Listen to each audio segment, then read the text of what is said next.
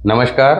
आज हम बात करने जा रहे हैं एक ऐसे टॉपिक पर कि अगर ये प्लैनेट आपके बर्थ चार्ट में प्लेस्ड है इस पर्टिकुलर हाउस में जिसकी आज बात करेंगे, तो excellent, lots of money, always, there is never issue with liquid cash.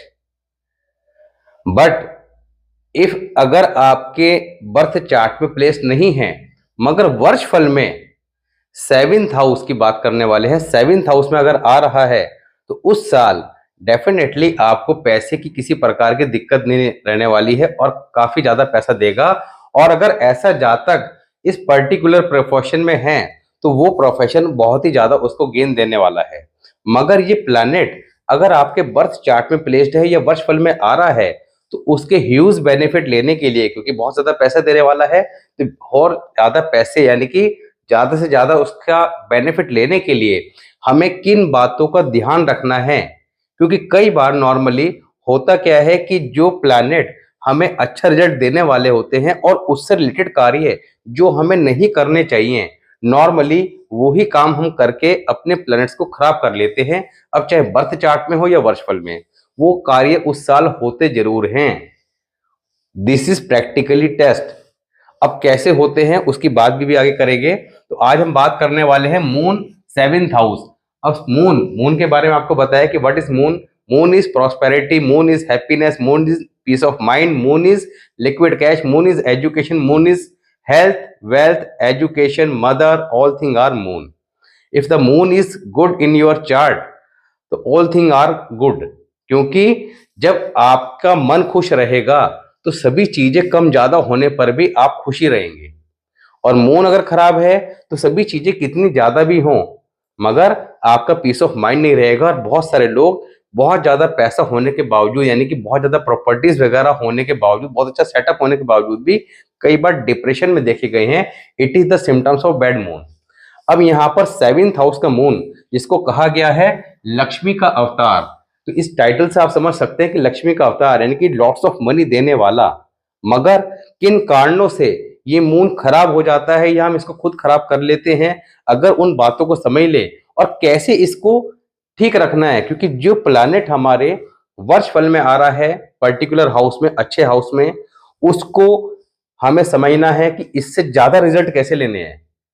वो उस साल आपको बहुत ज्यादा सब चीजें देने वाला है। अब डिपेंड आप पे करता है। इसको ऐसे समझ लीजिए कि आपका कोई फ्रेंड मिनिस्टर बन गया, मगर आपको ये पता होना चाहिए कि उसके मिनिस्टर बनने से कैसे बेनिफिट लेना है। तो हमें जब इन बातों को पता लग जाता है तो हम अपने अकॉर्डिंग चीजों को रोटेट करना स्टार्ट कर लेते हैं। तो आज हम बात करने वाले हैं नंबर एक रिजल्ट कि मून वर्ष फल में या बर्थ चार्ट में अगर सेवेंथ हाउस में आएगा या है तो क्या रिजल्ट आपको मिलेंगे। बर्थ चार्ट में है तो लॉन्ग लाइफ मिलेंगे, वर्ष फल में है तो उस साल मिलेंगे। वर्ष फल क्या होता है ये आपको पहले ही बता रखा है। आपके बर्थडे से स्टार्ट होता है एंड आपके नेक्स्ट बर्थडे तक चलता है, that is your new year, ये आपका नया साल है। तो हम बात करेंगे कि रिजल्ट क्या मिलेंगे। सेकंड रूल, क्या रूल है जिसको देखकर हम समझ सकते हैं कि हमारा मून का प्लेसमेंट बर्थ चार्ट में या वर्ष फल में अच्छा है, मगर किसी कारण से यानी कि किसी और प्लैनेट के अदर जगह प्लेसमेंट होने के कारण अगर वो खराब हो रहा है तो कैसे उसको अवॉइड करना है, ठीक करना है। सिम्टम्स, अगर आपका मून बर्थ चार्ट में सेवेंथ हाउस में है तो क्या सिम्टम्स, क्या उसकी निशानियां, क्या उसके लक्षण आपको देखने को डेफिनेटली मिलेंगे, चाहे वो अच्छा हो या खराब हो। यानी कि ये बातें 100% मैच होने वाली हैं। Precaution and remedy, the most important thing कि आपका कोई प्लैनेट अच्छा है या खराब है, दैट इज अनदर थिंग। कोई ना कोई अच्छा होगा, कोई ना कोई खराब होगा, मगर मोस्ट इंपॉर्टेंट कि उससे रिलेटेड क्या चीजें, क्या सावधानियां, क्या प्रिकॉशन हमें फॉलो करनी है और क्या रेमेडीज किस तरह से परफॉर्म करनी है ताकि उसके नेगेटिव इंपैक्ट को हम खत्म करके उसके पॉजिटिव इफेक्ट ले सकें। तो यहाँ पर सबसे पहले स्टार्ट करते हैं रिजल्ट के बारे में कि अगर मून आपका बर्थ चार्ट में सेवेंथ हाउस में प्लेस्ड है तो उसके क्या रिजल्ट मिलने वाले हैं। सबसे पहले आपको समझना होगा कि सेवेंथ हाउस है किसका। सेवेंथ हाउस में काल पुरुष कुंडली की जब बात करते हैं तो 7 नंबर की राशि आती है तुला राशि। तुला राशि के ऑनर कौन है, Venus. Venus is the enemy of Moon. Venus is the enemy of Moon. Second, seventh house के कारक कौन है? Mercury. Mercury is the also enemy of Moon. तो both Venus and Mercury enemy of Moon. अब आप कहेंगे कि moon के जब दोनों एनिमी है तो मून वहां पर आकर लक्ष्मी का अवतार क्यों कहा गया है? यहां तो उसको नेगेटिव रिजल्ट देने चाहिए, क्योंकि अपने एनिमी के हाउस में आके जब बैठ जाएगा तो डेफिनेटली खराब रिजल्ट देगा। But why? Moon is excellent placement in seventh house, क्योंकि आपको पीछे एक रूल बताया था। रूल क्या था? मसनूही प्लानेट। अब व्हाट इज मसनूही प्लानेट? यानी कि दो प्लैनेट मिलकर एक तीसरे प्लैनेट को क्रिएट करते हैं। तो यहां पर सेवेंथ हाउस के अंदर कारक और मालिक कौन है? Venus and mercury.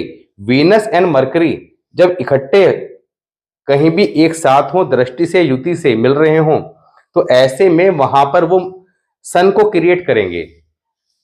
Mercury plus Venus is equal to Sun. अब यहां पर ये सन का प्लेसमेंट भी आप मान के चलेंगे सेवेंथ हाउस में, तो इसी वजह से सन सेवेंथ हाउस, मून वहां पे आ गया।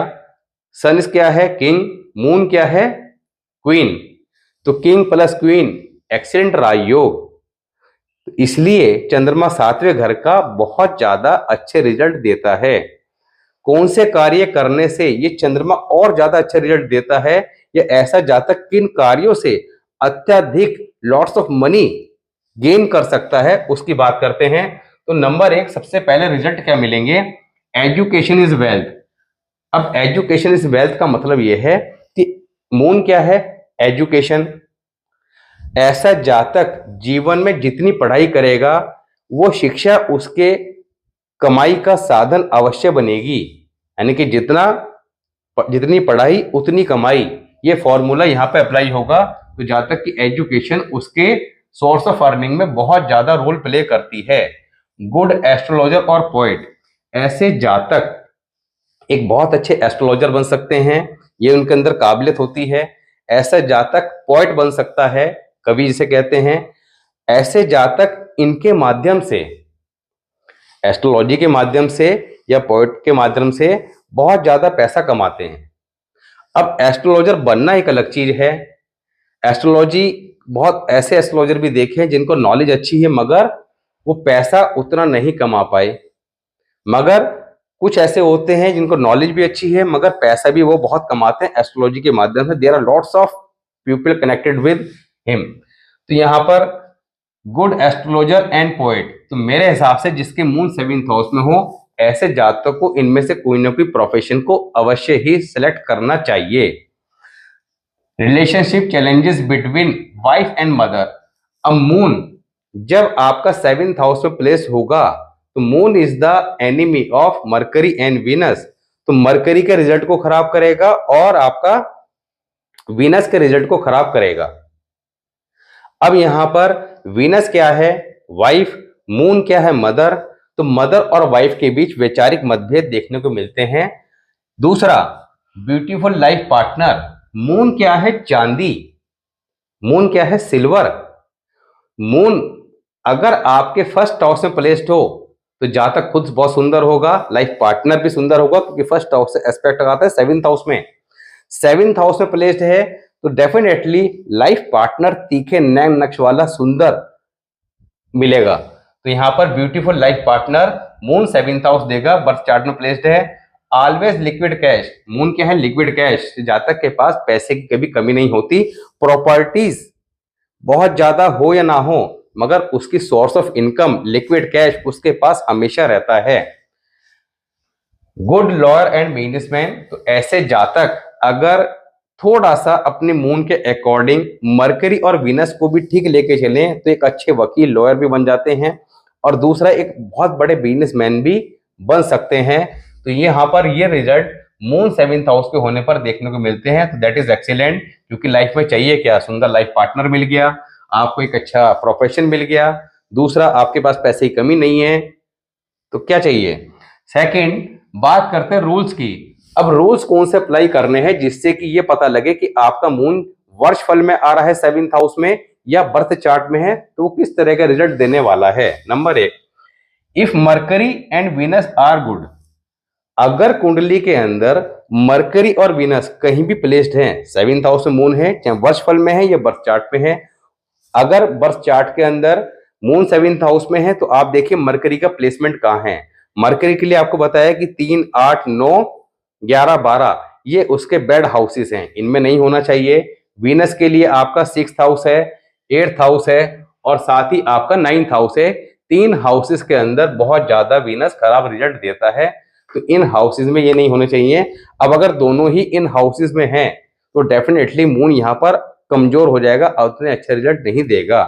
तो हमें करना क्या चाहिए, मून और मरकरी को उनके प्लेसमेंट के अकॉर्डिंग उनको ठीक करना चाहिए। जैसे जैसे हम उनकी रेमेडी करेंगे, मून 7th हाउस ऑटोमेटिक अपने अच्छे रिजल्ट देना स्टार्ट कर देगा। सैटर्न 7th हाउस, अब मून 7th हाउस के साथ सैटर्न भी प्लेस्ड है तो हथियार से खतरा, एज लंबी यानी कि आयु लंबी होगी, मगर जातक की मृत्यु का कारण कोई ना कोई हथियार या औजार बनता है। Jupiter 7th house, child related issue यानी कि बच्चे को लेकर कोई ना कोई समस्या जीवन में बनी रहती है, या तो होता नहीं है या होने के बाद कुछ ना कुछ रिलेशनशिप चैलेंजेस वगैरह बने रहते हैं। वीनस 1st हाउस, वीनस अगर 1st हाउस में है तो यहाँ पर ये योग और भी ज्यादा प्रबल हो जाता है। फिर आपका वैचारिक मतभेद नहीं, फिर तो पत्नी और मदर के बीच में काफी ज्यादा फाइट्स वगैरह देखने को मिलती है। Mercury 1st house, mercury 1st house में जब होगा तो ऐसे में जातक को कोई ना कोई एडिक्शन लग जाती है, किसी न किसी प्रकार के नशे की लत लग जाती है और जो छूटती नहीं है, तो दैट इज वेरी बैड। तो यहाँ पर इन सब चीजों से मून यहाँ पर इफेक्टेड हो जाएगा, खराब हो जाएगा। तो अब बात करते हैं कि मून अगर 7th हाउस में है तो आपको क्या सिम्टम्स 100% देखने को मिलेंगे। जातक कहीं भी रह ले दुनिया में, मगर ये चीजें आपको अवश्य मिलेंगी। और उसके बाद बात करेंगे कि इस मून को ठीक रखने के लिए वर्ष फल में आ रहा है तो क्या करना है, बर्थ चार्ट में है तो क्या करना है। अब बात करते हैं आपका सिम्टम्स की, कि अगर आपका मून बर्थ चार्ट में 7th हाउस में प्लेस्ड है तो ये चीजें आपको हमेशा आपके घर के नियर बाय देखने को मिलेंगी। नंबर 1, जब मून 7th हाउस में प्लेस्ड होता है तो यहाँ पर ऐसे में जातक के घर के पास कोई ना कोई बुटीक, पार्लर, सैलून, घर के पास कोई ना कोई डॉक्टर का रेजिडेंस, डॉक्टर की शॉप, मेडिकल स्टोर, या इनकी परिवार में, खानदान में कोई ना कोई लेडी नर्स या डॉक्टर का काम में करने वाली होती हैं, ये चीजें आपको हमेशा मिलेगी। बात करते हैं आपका प्रिकॉशन एंड रेमेडी की, तो सबसे इंपॉर्टेंट कि आपका प्लैनेट अगर किसी हाउस में है तो उससे रिलेटेड क्या चीजें हमें करनी है और क्या नहीं करनी है, जिससे कि उसके अच्छे रिजल्ट लिए जा सकें। अब अगर बर्थ चार्ट में आपके 7th हाउस में प्लेस्ड है तो ऐसे जातक को जीवन में कभी दूध बेचने के कार्य को नहीं करना चाहिए, अदरवाइज उसका मून बहुत ज्यादा खराब हो जाएगा और बहुत नेगेटिव रिजल्ट देगा। दूसरा, ऐसे जातक का नॉर्मली अपनी मदर के साथ किसी न किसी बात पर विवाद हो जाता है। विवाद का कारण क्या होता है, क्योंकि यहाँ पर वीनस के साथ कनेक्शन बन रहा है। ऐसा जातक अपनी पत्नी के कहने में आकर अपनी मदर से किसी न किसी बात पर विवाद कर बैठता है। ऐसे जातक को चाहिए कि अपनी माँ से किसी प्रकार का विवाद ना करे, उनकी सेवा करे, अदरवाइज मून यहाँ पर जो बहुत पैसा देने वाला था अब वो नेगेटिव रिजल्ट देना स्टार्ट कर सकता है। तो इस बात का विशेष ध्यान रखें। 24वें वर्ष में यानी कि जब आपके 23 कंप्लीट हो जाएं एंड 24 स्टार्ट हो, तब उस साल ऐसे जातक को कभी विवाह नहीं करना चाहिए। नॉर्मली ऐसे जातक की जब तक पढ़ाई चलती रहती है तब तक विवाह नहीं होता, बिकॉज विवाह क्या है, शुक्र, और पढ़ाई क्या है, मून। तो जब तक मून एक्टिव रहता है तब तक शादी नॉर्मली नहीं होती। वर्ष फल की बात करें तो वर्ष फल में जब मून 7th हाउस में आता है तो होता क्या है कि ऐसे जातक के घर में उस साल दूध जब हम उबालते हैं तो उबल के गिरता जरूर है और हमें उसको उबल के गिरने से रोकना चाहिए, मगर कितना भी कोशिश कर लें ये हो जरूर जाता है। ये मेरे साथ भी होता है, जब भी मैंने इस चीजों को नोट किया है। जब जब मून 7th हाउस में आया तो उस साल घर में कोई भी करे मगर ये होता जरूर है, तो हमें इसको कोशिश करनी है अवॉइड करने की। सेकंड, ऐसे जातक को अगर बर्थ चार्ट में अवेलेबल है मून 7th हाउस में, तो अपने ससुराल से 50 ग्राम की चांदी की ब्रिक ईंट लेकर रख लेनी चाहिए, आजीवन संभाल के रखे। ऐसा जातक जब भी अपने ससुराल में जाए, अगर वर्ष फल में मून 7th हाउस में आ रहा है तो उस साल अगर जाए तो अपने ससुराल से चावल जरूर ले लेने चाहिए, उन चावलों को अपने पूजा स्थान में संभाल के रखे। अगर बर्थ चार्ट में है तो जब भी जाना हो अपने इन लॉस के, चावल जरूर लेके आए। तो ये कार्य करने से आपका मून डेफिनेटली अच्छे रिजल्ट देगा, और इसके साथ ही आपकी कुंडली के अंदर वीनस और मरकरी को जितना आप अच्छा रखेंगे उतना ही मून आपके अच्छे रिजल्ट देगा। तो होता क्या है कि कोई प्लैनेट कितना अच्छा है कितना खराब है, या हम उसको कितना अच्छा या कितना खराब कर सकते हैं, ये सब हम पे डिपेंड करता है। अब जैसे आपने देखा कि मून के लिए स्पेसिफिक प्रिकॉशन रेमेडी समझ ली, साथ ही मून प्लेस्ड कहाँ है 7th हाउस में, तो 7th हाउस का जो लॉर्ड है और कारक है उन दोनों को कैसे टिक रखना है, तो वो डिपेंड करता है कि उनकी वर्षफल में पोजीशन क्या है, क्योंकि रेमेडीज हमेशा अकॉर्डिंग टू वर्षफल चलेगी। बर्थ चार्ट में अगर कोई प्लैनेट खराब है तो वो आपके किसी एक काम को करने से परमानेंट ठीक नहीं होगा, उसके लिए कुछ कार्य आपको बर्थ चार्ट के अकॉर्डिंग करने होंगे, मगर मेन रेमेडीज हमेशा अकॉर्डिंग टू वर्षफल चलेगी। अगर कोई प्लैनेट बर्थ चार्ट में खराब है तभी आप उसको पूरी तरह से ठीक रख पाएंगे। तो आज हमने मून के बर्थ चार्ट और वर्षफल के बारे में बात करी। आपके जो चार्ट है उसको हम नेक्स्ट वीडियो में डिस्कस करेंगे, क्योंकि आज लंबा हो जाएगा। उस नेक्स्ट वीडियो का टॉपिक थोड़ा शॉर्ट रखेंगे, उसमें 2 चार्ट लेने की कोशिश करेंगे। आपका आज का जो वीडियो है इसको लेकर आप नोट्स बनाइए, क्योंकि मैं जितनी भी आपको चीजें बता रहा हूं। अच्छा, एक चीज और इंपॉर्टेंट कि आपको मैंने मून 7th हाउस की बात करी है। अब अगर आपका मून 7 नंबर के साइन में है और कहीं भी प्लेस्ड है, तब भी आप इन सब बातों को जो बताई गए हैं, रिजल्ट जो सिम्टम्स बताए गए हैं, चेक कीजिएगा। और आपको चेक करने के लिए आपका खुद का चार्ट, फैमिली के चार्ट, यार दोस्तों के चार्ट, कम से कम 20-30 चार्ट आपके पास होने चाहिए, ताकि आपको ये बात समझ में आए कि एस्ट्रोलॉजी एक्यूरेट वे में कैसे काम करती है। आगे बहुत सारे ऐसे इंपॉर्टेंट रूल्स के बारे में बात करेंगे, जिससे आप अपने प्लैनेट्स के रिजल्ट तो सबसे पहले पता कर लिए, फिर वो रिजल्ट मिलेंगे कब उसको एग्जैक्टली पिन पॉइंट करके समझ पाएंगे कि पर्टिकुलर किस मंथ में कौन से साल में क्या रिजल्ट मिलेगा। उन सब टॉपिक पे भी आगे बात करेंगे। मिलते हैं नेक्स्ट वीडियो में, तब तक के लिए नमस्कार।